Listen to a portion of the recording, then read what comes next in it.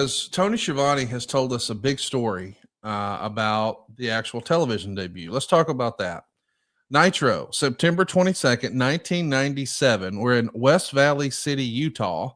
There's a sellout there, 7,923 fans. 5,900 of those were paying fans. The gate was around 142 grand.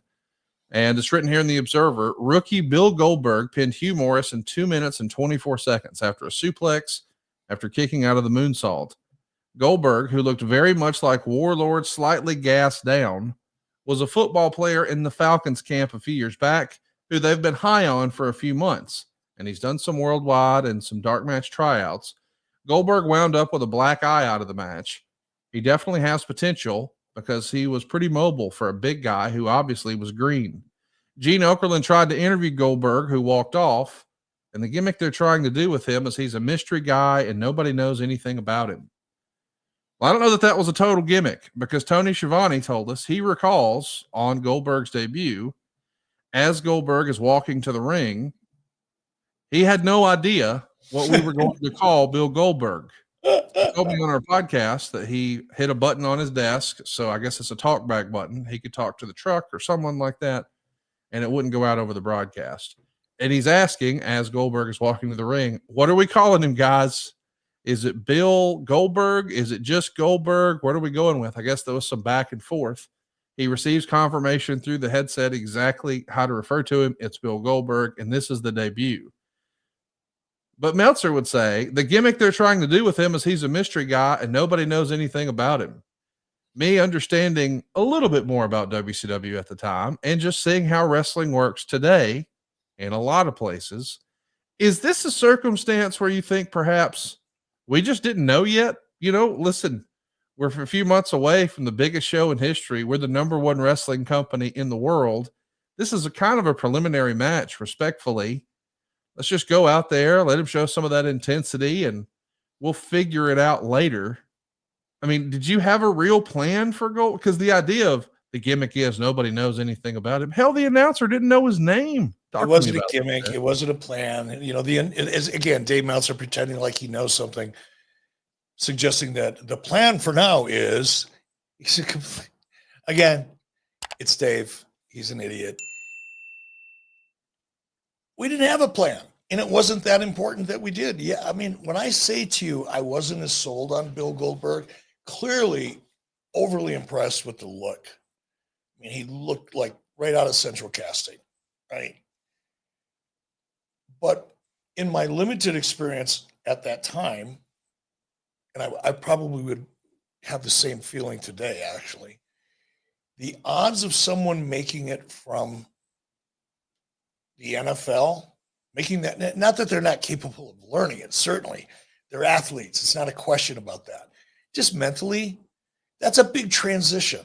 You got to really, really want that, because you're going from the NFL, which is, you know, platinum status, to an opening match or a dark match.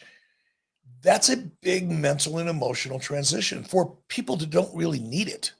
Bill didn't need the money when he came in. So for that reason, I was like, okay, let's give this a shot. I was hopeful, but I wasn't like, all right, we need to sit. I want a 6-month plan for this guy. It wasn't that. It was, okay, this guy's got an incredible look. He's got some potential. He's got that NFL tag on him. You know, we can maybe do something with. He's got a great look. Let's see how he holds up. Let's get him out there in front of people.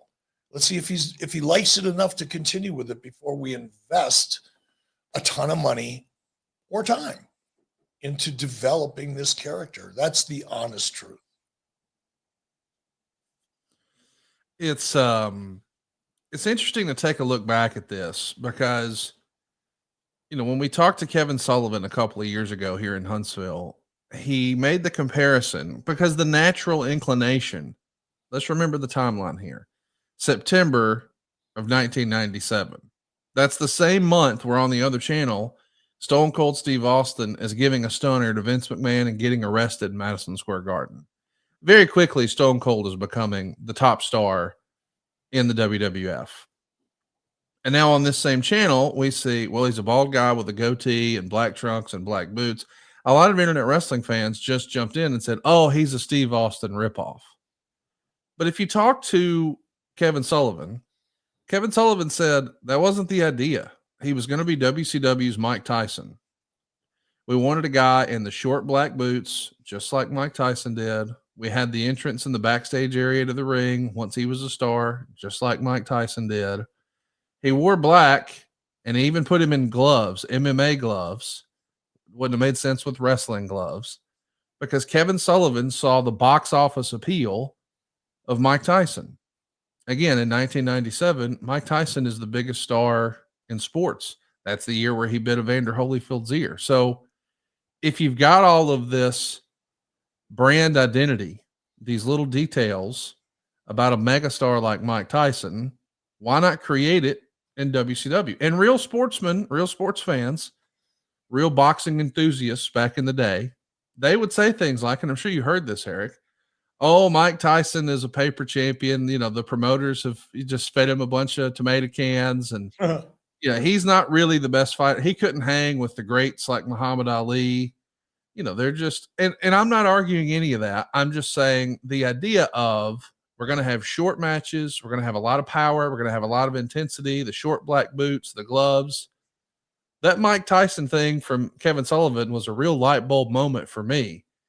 Was that your intent? Did you see that? Do you remember Kevin bringing that up? Or now are we just learning, hey, man, old Mr. Sullivan knew a thing or two? Bill Goldberg, everything about him that we saw on television, at least by this point, was Kevin Sullivan. I didn't have anything to do with that. I didn't have the creative foresight or vision, nor was it necessarily my job to try to build Bill Goldberg. That was decidedly Kevin Sullivan's job, and why I paid him a lot of money, and he was good at it. So you would have to take Kevin's word for it, since he's the guy that did it, not me. So I totally understand what we're hearing Kevin was thinking at that point in time. It's consistent with what I remember. And I'll add another layer to it. It was very comfortable for Bill. Now, one of the things I did know, having worked with a lot of talent that were inexperienced as a director and a producer, was that it was always better to keep a talent in a young talent especially, keep them in their comfort zone. Don't ask them to try to become a character that's the antithesis of who they really are. You can move them a little bit. You can turn up the dial a little bit here and there on their natural personalities, but you can't take a guy like Bill Goldberg and say, okay, I want you to be an effeminate piano player. Think Liberace. That ain't gonna work. And Bill was always very big into Muay Thai. From the very first time I met Bill, he talked about his MMA training and Muay Thai, and I think he still trains in it. So between Kevin's vision for Bill and looking at Mike Tyson, I promise you nobody was looking at Steve Austin. It's a coincidence, but it wasn't an intention.